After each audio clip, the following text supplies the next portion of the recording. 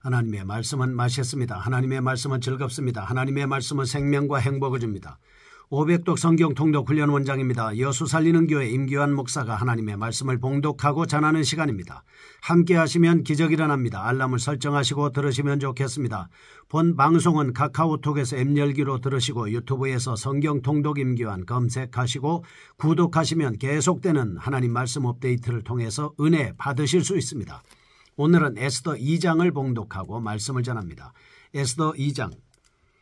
그 후에 아하수에로 왕의 노가 그침에 와스디와 그가 행한 일과 그에 대하여 내린 조서를 생각하거늘 왕의 측근 신하들이 아뢰되 왕은 왕을 위하여 아리따운 처녀들을 구하게 하시되 전국 각 지방에 관리를 명령하여 아리따운 처녀를 다 도성 수산으로 모아 후궁으로 들여 궁녀를 주관하는 내시 헤게의 손에 맡겨 그 몸을 정결하게 하는 물품을 주게 하시고 왕의 눈에 아름다운 처녀를 와스디 대신 왕으로 삼으소서 하니 왕이 그 말을 좋게 여겨 그대로 행하니라.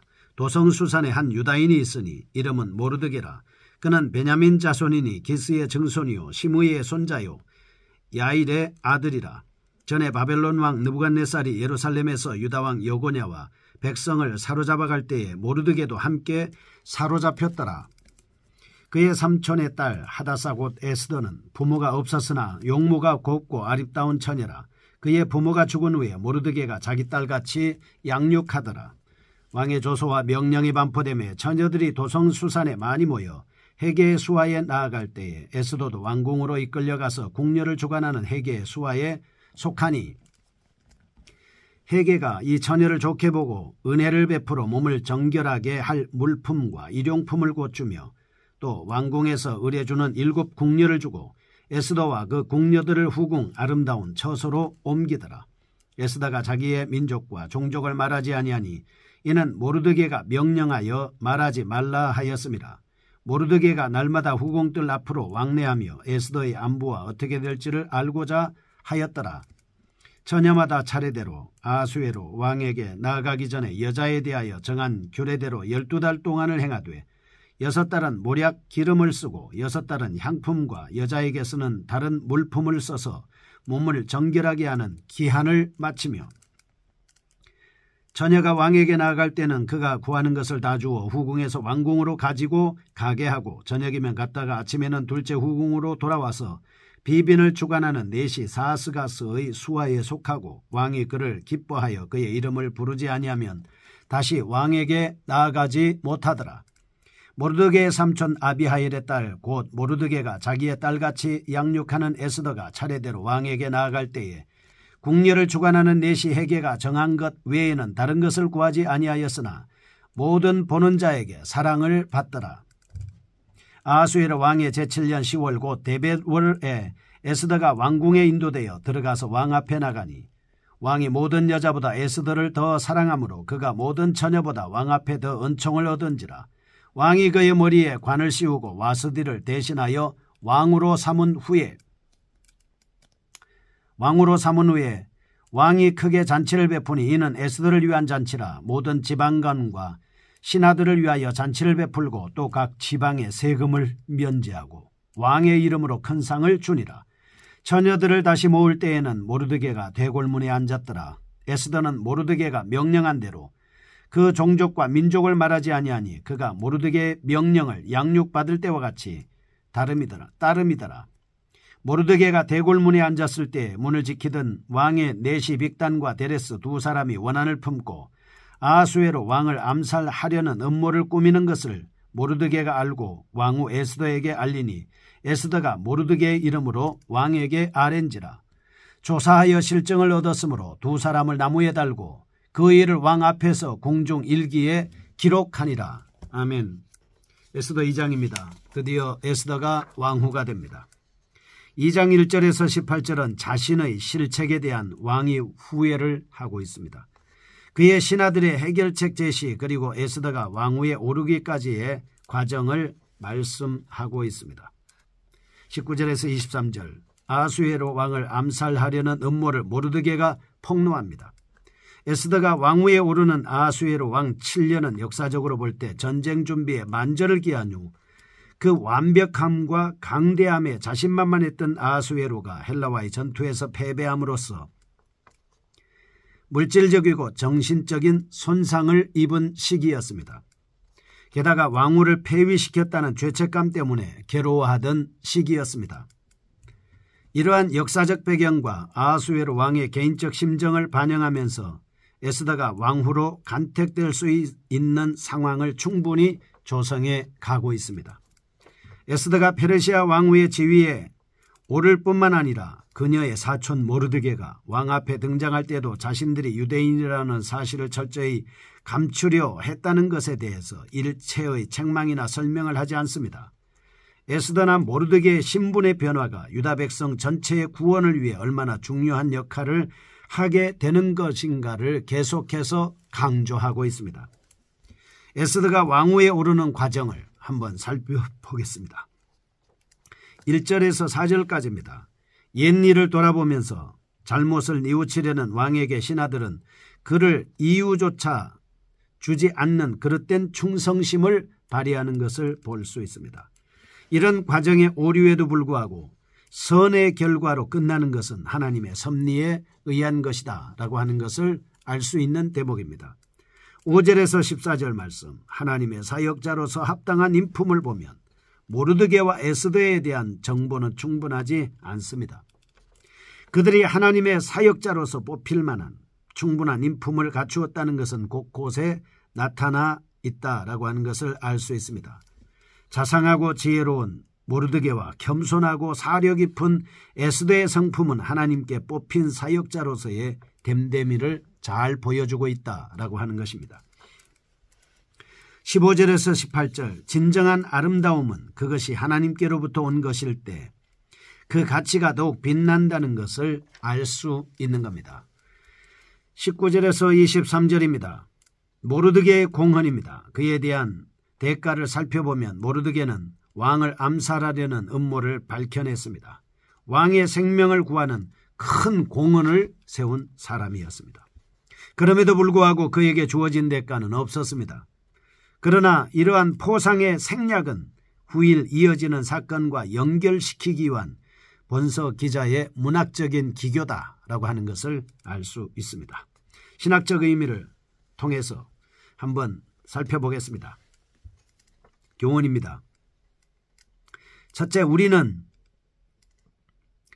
역사 속에서 이루어지는 많은 일들에 대해 즉각적인 판단을 내린다는 것입니다. 둘째, 하나님의 백성을 보호하시기 위한 하나님의 섭리는 시공간적인 제약을 뛰어넘어 어디서든지 계속 펼쳐지고 있다라고 하는 것을 알 수가 있습니다.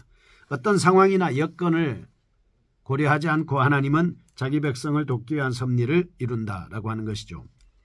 1절에서 4절 봅니다. 폐위된 왕후 와스디의 자리를 채울 새로운 인물을 뽑기 위한 조처를 취하는 장면입니다. 본 단락은 에스더의 등장을 위한 제반 조건들을 잘 갖추어 나가고 있습니다. 여기에서 발견할 수 있는 사실입니다. 근데 우리는 전혀 예상할 수 없었던 뜻밖의 사건을 통해서 하나님께서는 유다 백성의 구원을 준비하셨다라고 하는 점입니다. 1절은 왕이 후회합니다. 2절에서 4절까지 신하들의 조언과 새 왕후의 간택 명령을 내리게 됩니다. 에스더가 왕후로 선택되기까지의 제반 조건들을 한번 살펴보겠습니다. 1절입니다.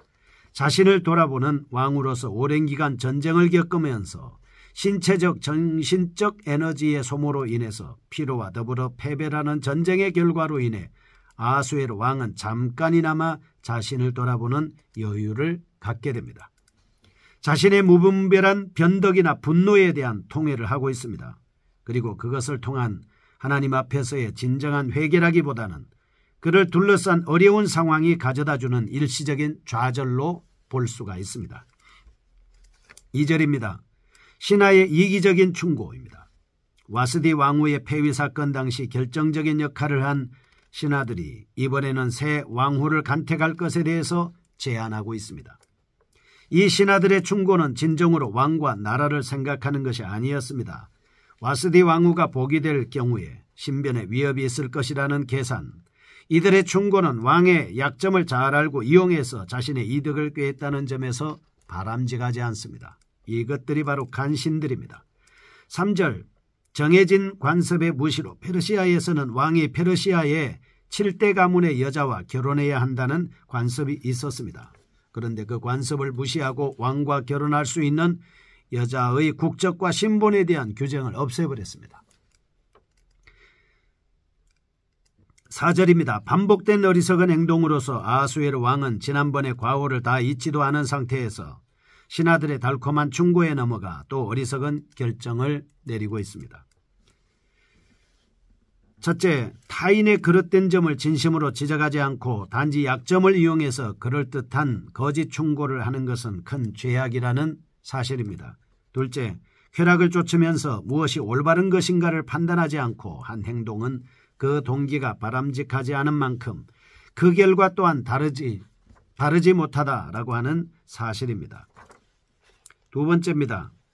왕으로 선택된 에스더입니다. 5절에서 18절입니다.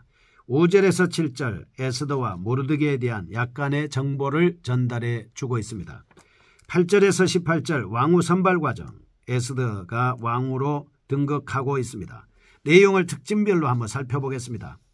5절에서 11절은 모르드게와 에스더의 신앙관입니다.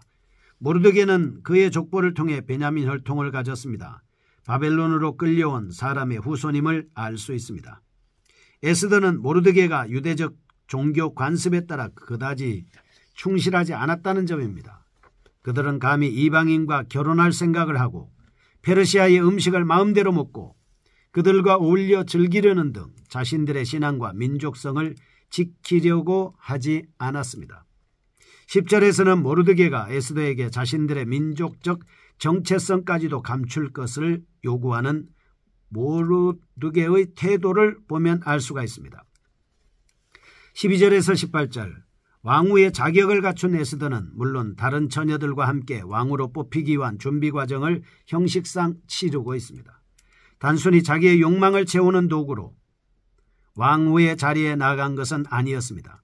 에스더의 신앙과 바른 태도 때문에 하나님께서는 그녀를 들어 유다 민족을 구원하시는 일에 사용하셨던 것입니다.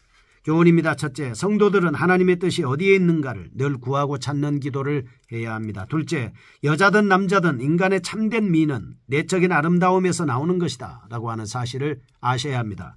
세 번째입니다. 19절에서 23절 음모를 폭로한 모르드게입니다.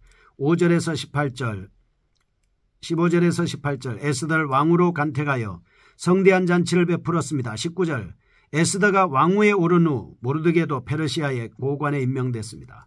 에스더는 왕후가 되었습니다. 모르드게는 고위관직에 오르게 되었습니다. 이 두 사람은 하나님의 이름을 드러내고 하나님을 믿는 유다 백성의 구원을 위해 사용하도록 주어진 하나님의 계획의 방편이었다는 사실입니다.